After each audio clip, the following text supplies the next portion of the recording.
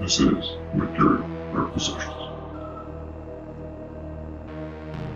I was thinking about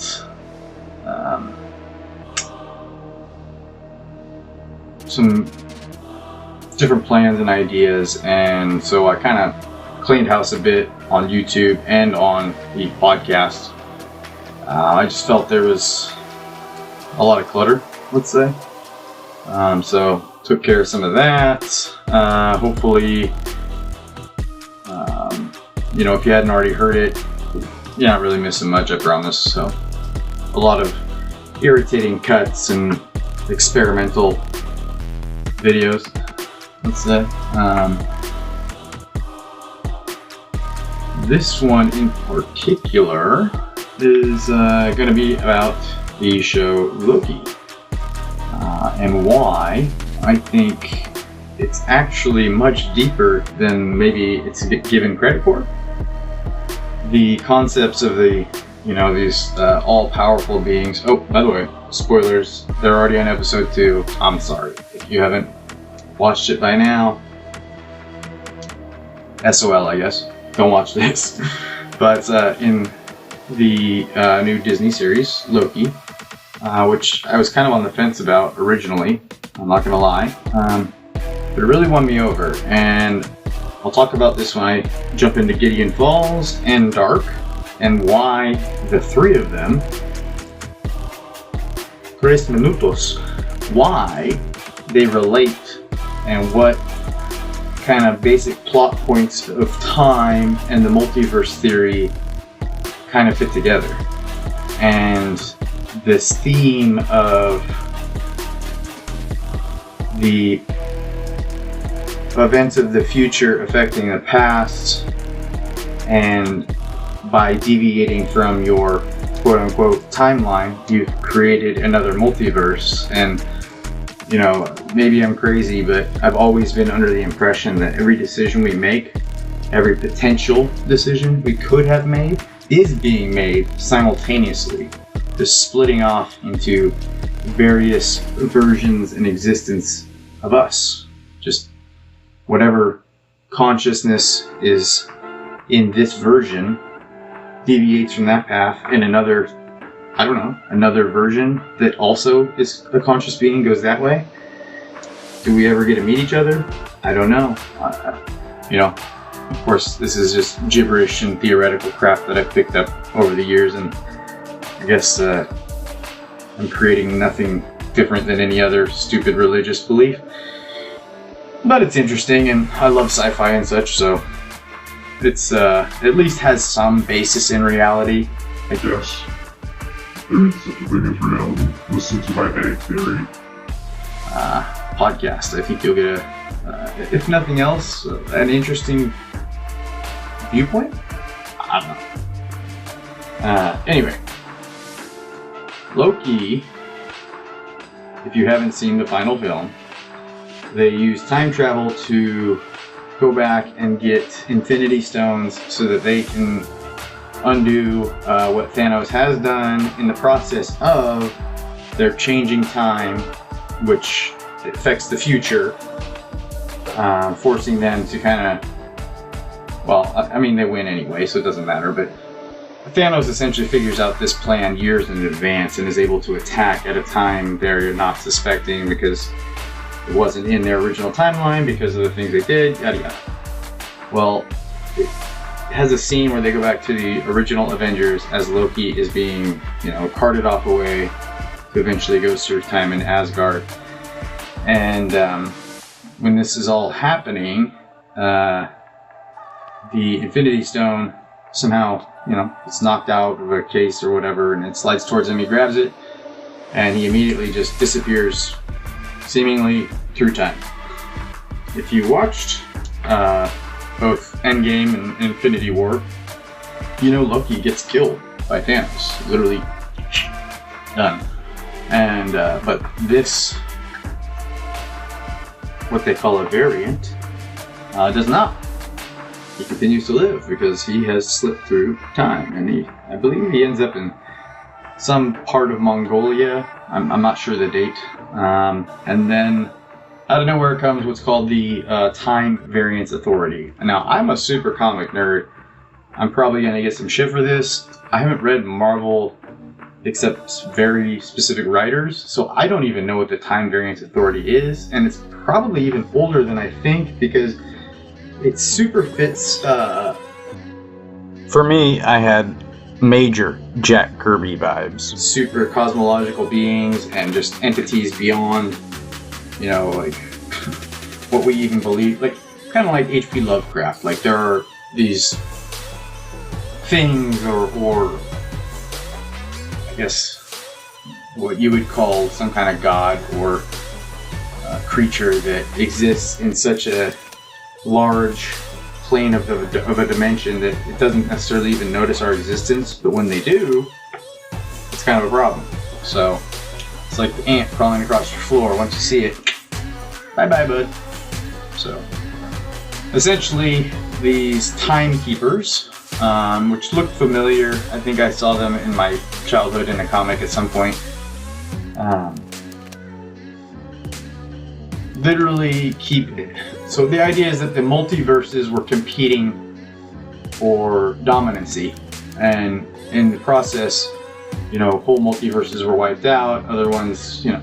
So these timekeepers, to keep peace, have been essentially dictating time, which... And another correction, Sam Harris, the book Free Will. And that we're technically just meat puppets following predetermined ideas that our subconscious has already made up for us. I don't know. There is some proof behind that as well. So maybe this all is just a simulation. But Loki, again, being Loki, this is fresh after his attack on New York. You gotta understand that. This is not the Loki that has partnered up with Thor and fought the Dark Elves and tried to kill Thanos. This is a Loki that literally just murdered probably tens of thousands of people at least in New York. Seemingly murdered Agent Coulson.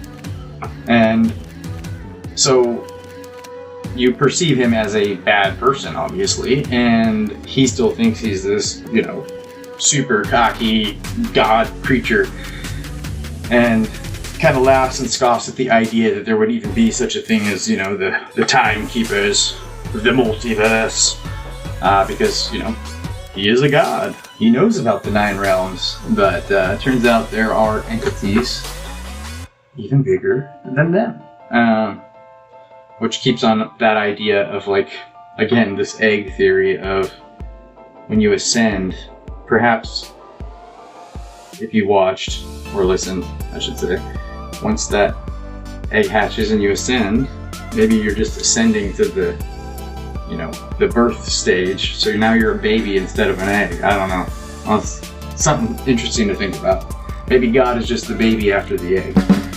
Maybe there are many more levels to this than we know. But well, a couple other things came to mind after I was done filming and doing the podcast. So I guess not unfortunately, but it's going to take me a little more work now to put this part in because I already finished editing the whole film or YouTube video. Anyway. I have a strong feeling that Loki, because of the introduction of the timekeepers being, you know, this cosmic type being, and we already got a little bit of that from Guardians of the Galaxy. We found out that Peter, Star-Lord, is also part Celestial. They showed us one of the Celestials basically pounding down his staff, wiping out people, and try to post that one here. And then this easily sets us up for their new movie franchise, which is the Eternals. I mean, this is, you know, this is being filmed. They've been showing off characters and designs and such, and that all fits in with the Celestials. The Eternals are essentially Jack Kirby's first run at what would eventually become the New Gods, which is like Darkseid, Steppenwolf, the Allfather, Orion. So characters like that have very similar cosmic level powers and storylines that when he left Marvel after doing the Eternals and creating this kind of cosmic scale world, you know, he was very much into like Silver Surfer, just really cool, trippy artwork. And again, Silver Surfer, another, he has the power cosmic, whatever that means. It seems like comics versus the shows kind of either depower or don't really have a set idea of where power levels are at. Captain Marvel's a great example. She's kind of like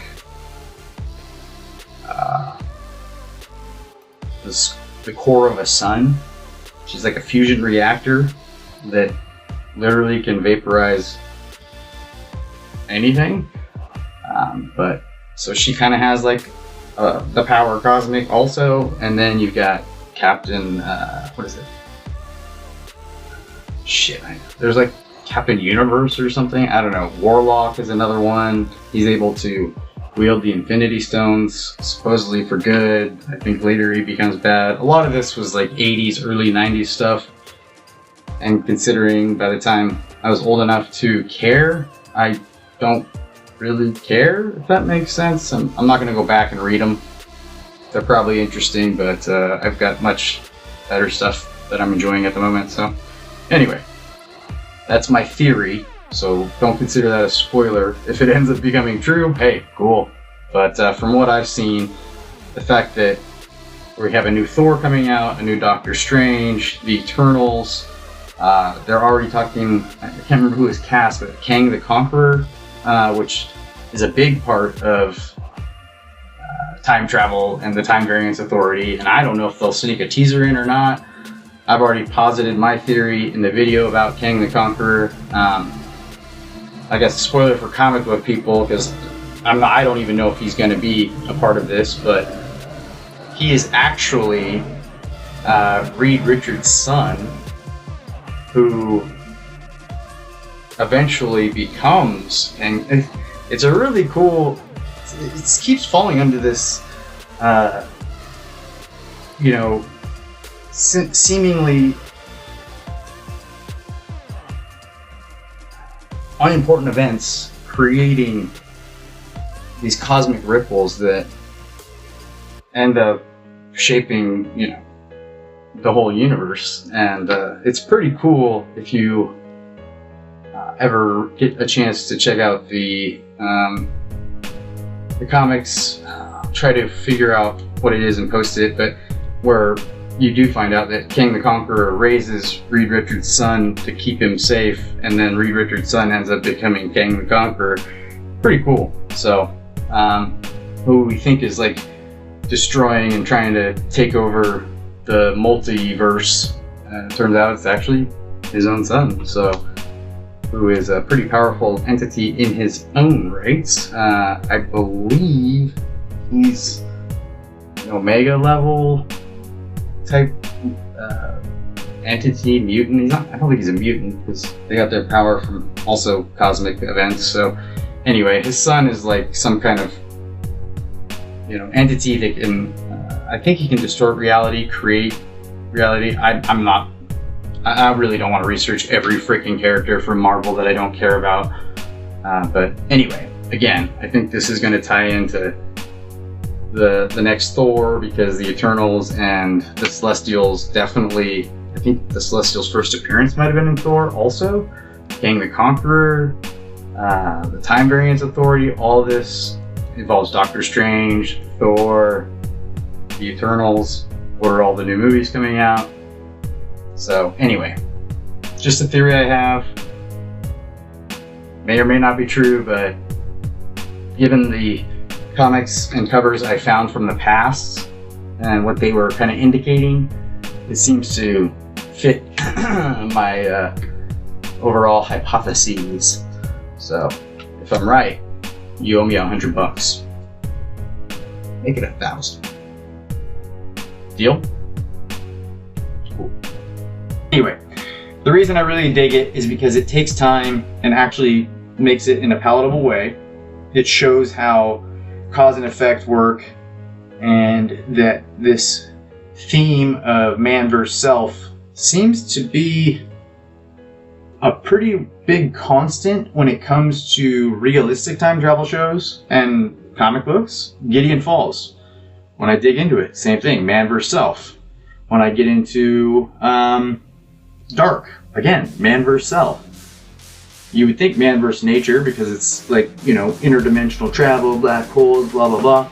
But realistically, as a spoiler, the Time Variance Authority needs Loki because there is a variant of Loki that is killing off Time Variance Authority agents and using their equipment in ways they don't really understand. And then by episode 2, you know what's going on. He's been collecting what they have are these type of, well, essentially like a bomb that erases that timeline that's been fucked with, because it will alter the multiverse if it continues. Or, it's like if you went back in time, introduced something that should never be in that time period.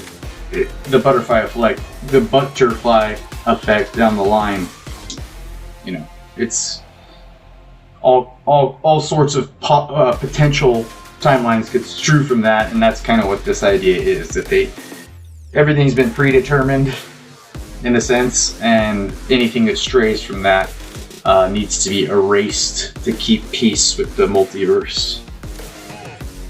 So yeah, that's the Timekeepers, or the Time Variance Authority's job, and then the Timekeepers' job is to keep the multiverse in line. So it's an interesting concept. Still raises the question, who's in charge of the Timekeepers? But it ends up, again, it's a variant of Loki that is essentially the one variant they are not able to stop. So who better than Loki to stop Loki? The final reveal, again, major spoilers for episode 2, it is a female version of Loki, which is actually canon.